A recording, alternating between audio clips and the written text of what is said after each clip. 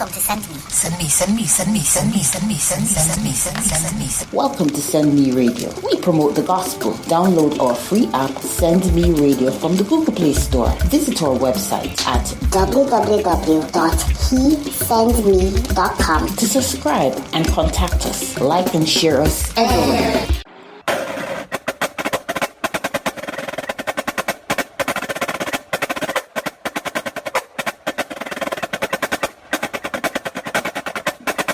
Today, for our Memorial Day feature, we will be celebrating and highlighting the service of one of our veteran sisters, a first-class officer, Sargent Jacqueline Reynolds, a recruiter in the U.S. Army. Sargent Reynolds has a BSc in psychology, a master's degree in healthcare administration, and she is also a Jamaican who has contributed and served for almost 18 years in the United States Army. And today, we salute her. Sargent Jacqueline Reynolds.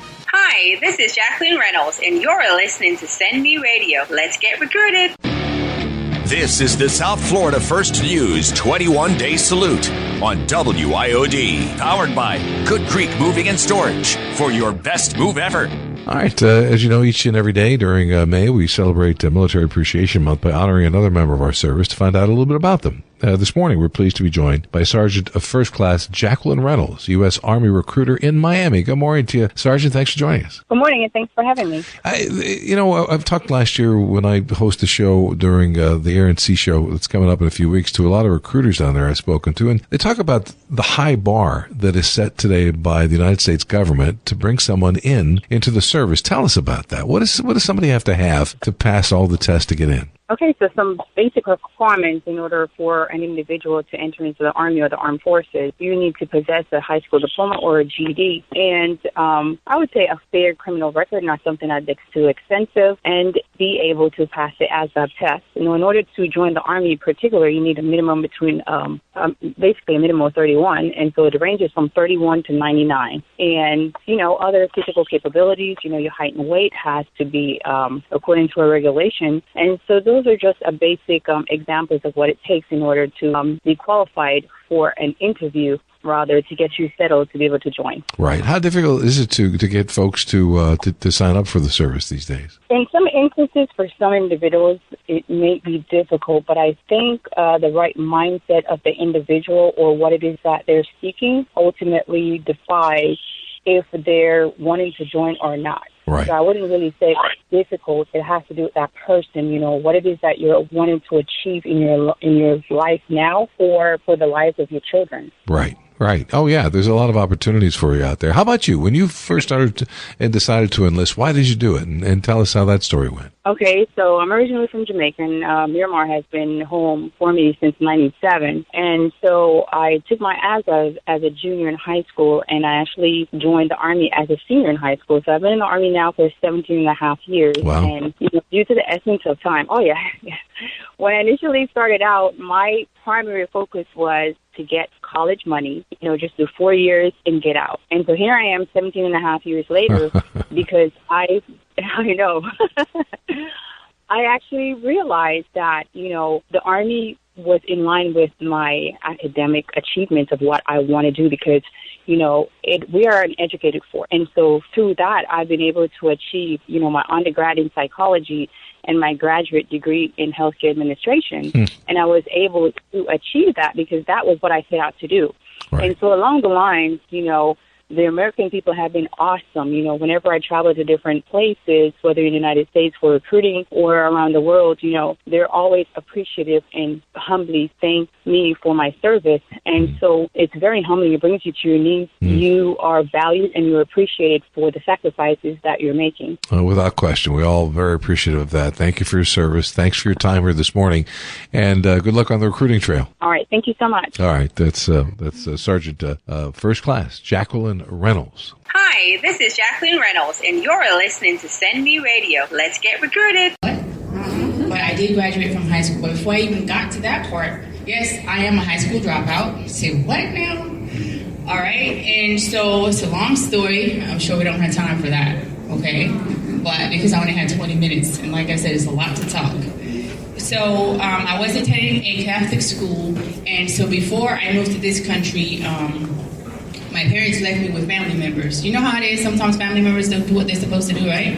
Take the money, do whatever. I know everybody's like, Okay, so basically that's what happened to me. And I just decided that, you know what, I'm not going to go to school, so I stayed home. So guess what? I became the housemaid, right? Anybody familiar? Yes. So later on, just being at home for 6 months, not going to school. And by the way, I enjoyed Catholic school, every bit of it.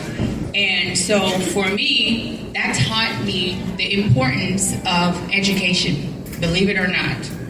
And so my aunt decided that, you know what, you're not going to stay home. This is not the aunt that I was living with, by the way. It was another aunt. She didn't have children, so she took upon herself to put me in a private school. Shortly thereafter, I moved here. And by the way, the Jamaica high school begins in 7th grade. Okay. All right. And so I started getting all A's, maybe 1 or 2 B's, because she did not allow anything less. Even though my aunt does not have a high school diploma, my grandparents does not have a high school diploma, but they have their own businesses. Okay? So, again, even though they didn't have education on paper, they still own their own business because they were still successful in their own right. Success is not what someone else defines success as. Success is what you yourself basically want success as. So if for you want to become a nurse, right? You're going to set a goal. You're going to set a vision. You're going to set a plan to be able to achieve that success that you set for yourself, not what someone else set for you. Okay?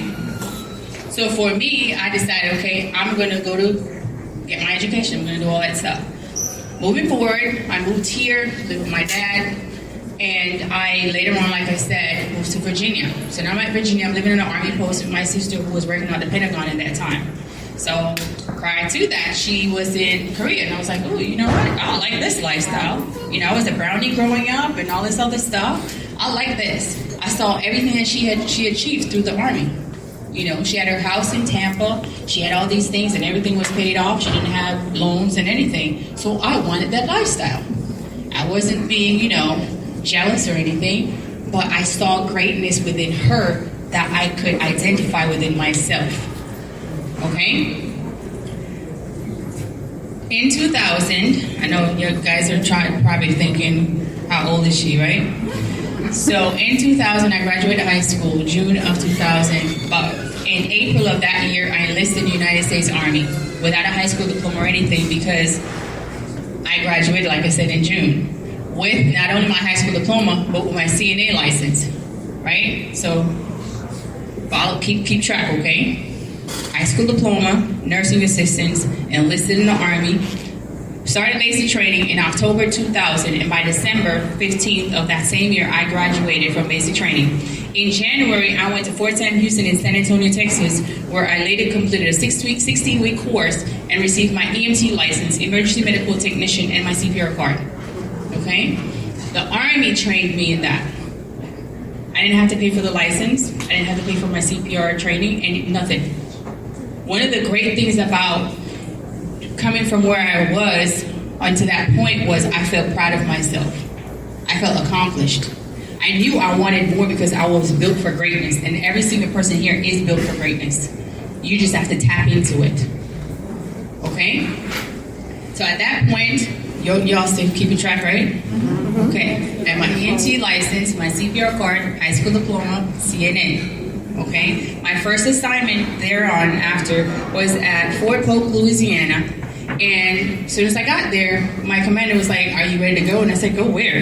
Right? So I went to West Point, New York, as a private in the United States Army. My first assignment ever was to train 210 cadets by myself, do medical training.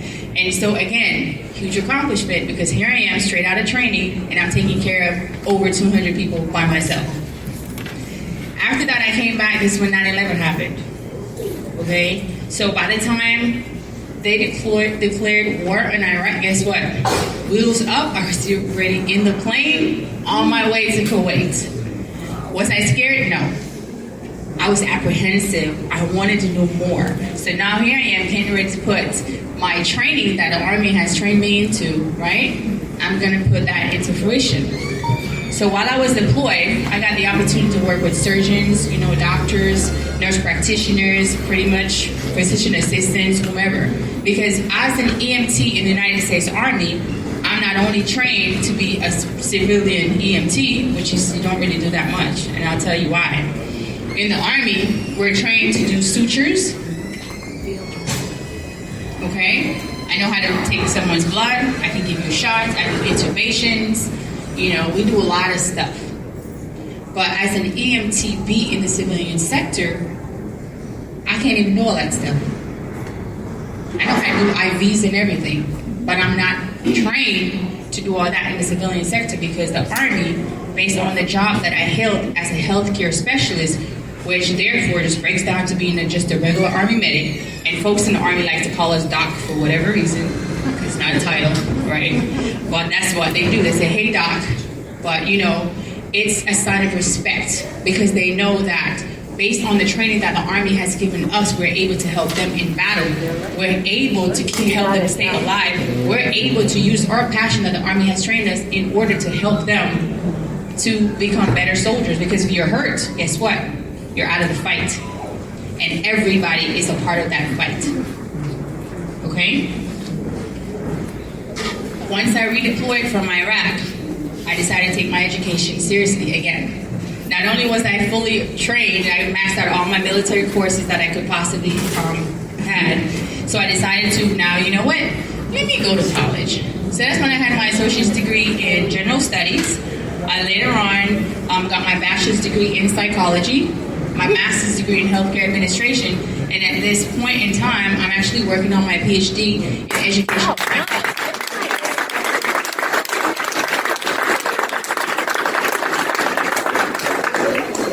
So, somewhere in high school, I wanted to be an RN or a nurse, but sometimes you can't achieve that thing that you want to do at that moment.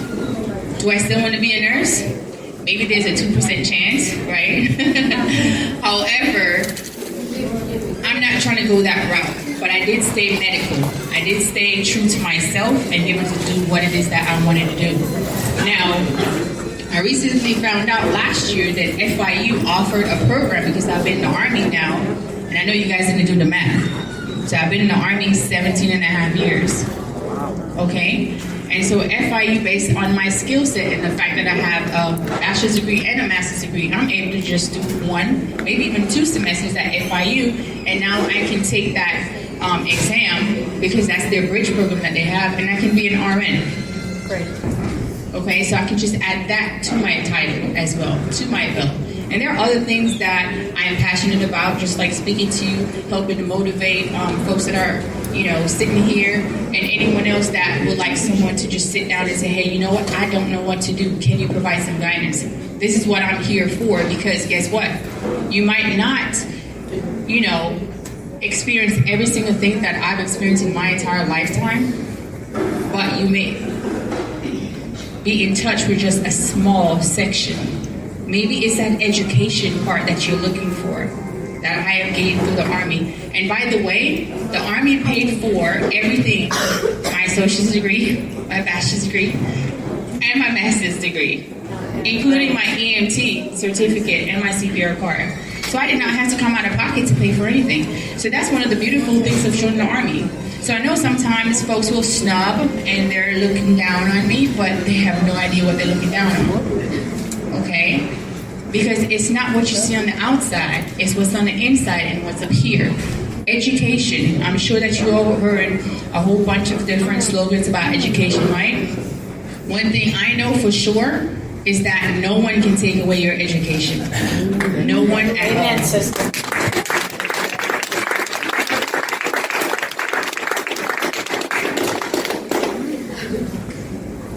And so, this is my second tour as a recruiter. The first time I actually recruited was in Lexington, Kentucky. I lived in Kentucky for 7 years. Okay? Loved it there. And so I've done so many things in my career. I'm also trained as a applied suicide intervention skills trainer. All of that just basically means is that if someone decided that they want to end their lives by suicide, I'm supposed to talk that person out of it. I'm supposed to provide focus, some type of direction for that person, to let them know that, listen, whatever it is that you're going through right now is temporary. God has a plan for everybody. Everybody has a purpose on earth. But if you don't tap into your purpose and realize what your purpose is, you'll never make it. But I know everybody will make it. Everybody has a passion. Your passion is your purpose.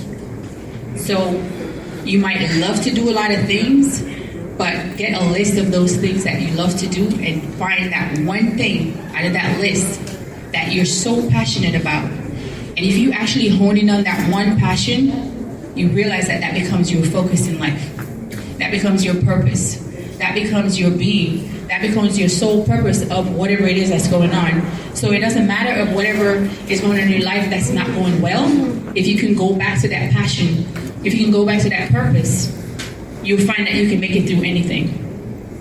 I know what it's like to be hungry, because I've been through days of my life where I don't have food, I don't have money. So when a homeless person comes to me in my recruiting office and say, I want to be in the Army, do you think I'm going to turn my nose up or down at that person? No. I will shake that person's hand with dignity and respect, tell them to have a seat in that chair in front of me, and I will sit down and pour my heart out to that person. Because your situation does not define who you are and what you're about to be. At all. Who would have thought that 20-something years ago, when I wasn't in high school and I stayed 6 months at home, that I'll be standing right here speaking to you? Who would have thought that I would have now be working on a PhD? Who would have thought that once I complete my PhD, I'm going to be an educator? No one would have known. But because I took that step, I didn't just stand here feeling sorry for myself. I took that step. So for everyone sitting here thinking that I don't know what to do, I don't know what is my next move, I don't know where my life is going to be. My family hates me, or my family's looking down on me, and all this other negative stuff.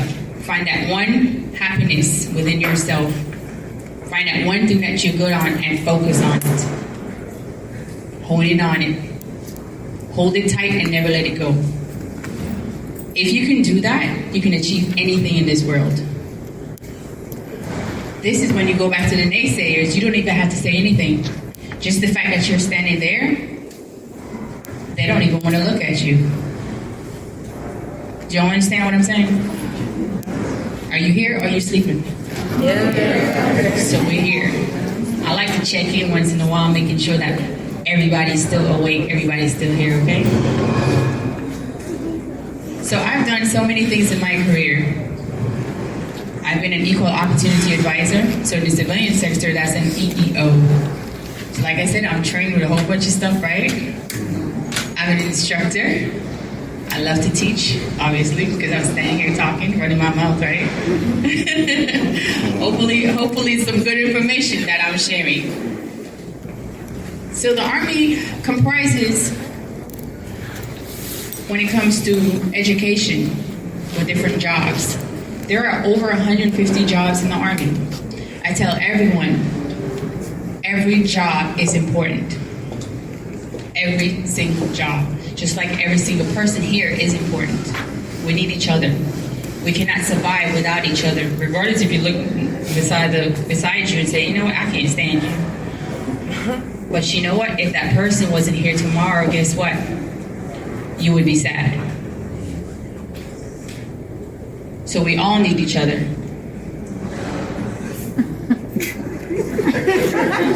Did you hear me? Am I running out of time?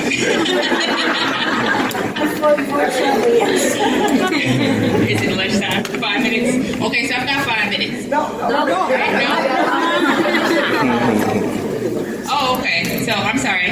Like I said, I like to talk, right? I like to motivate folks. I like to share my story. And so I'm going to wrap it up before I get kicked off the stage. And so bottom line is I have two beautiful children at home. My oldest is 6 and my youngest is 3. And I'm super proud that God gave me them to be able to lead and mentor them throughout their life. And thank you guys again for allowing me to stand here and go over time and talk to you. And I appreciate it. Thank you.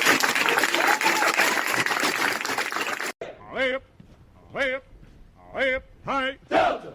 They say that in the Army the chow is mighty fine. They say that in the Army the chow is mighty fine. A chicken jumped off the table and started marking time. The chicken jumped off the table and started marking time. Oh, Mom, I wanna go. Oh, Mom, I wanna go. But they won't let me go. But they won't let me go. Hey! Say that in the Army the pay is mighty fine. Who said that? Say that in the Army the pay is mighty fine. They give you $100 and take back 99. They give you $100 and take back 99. Oh, Mom, I wanna go. Oh, Mom, I wanna go. But they won't let me go. But they won't let me go. Hey! Please remain standing for the Pledge of Allegiance. I pledge allegiance to the flag of the United States of America and to the republic for which it stands, one nation, under God, indivisible, with liberty and justice for all. We are a nation descended from freedom's warriors, fathers, mothers, children, friends, and neighbors who put themselves in harm's way to protect liberty in its darkest hours. Each of us are touched by the sacrifices these patriots made. Each of us are recipients of the freedoms for which they fought. America has been protected as no other nation. Our armed forces are the most formidable force in history. We are surrounded by heroes, by memories of heroes, by those who answered the call. Well done, America's Guardians. Well done.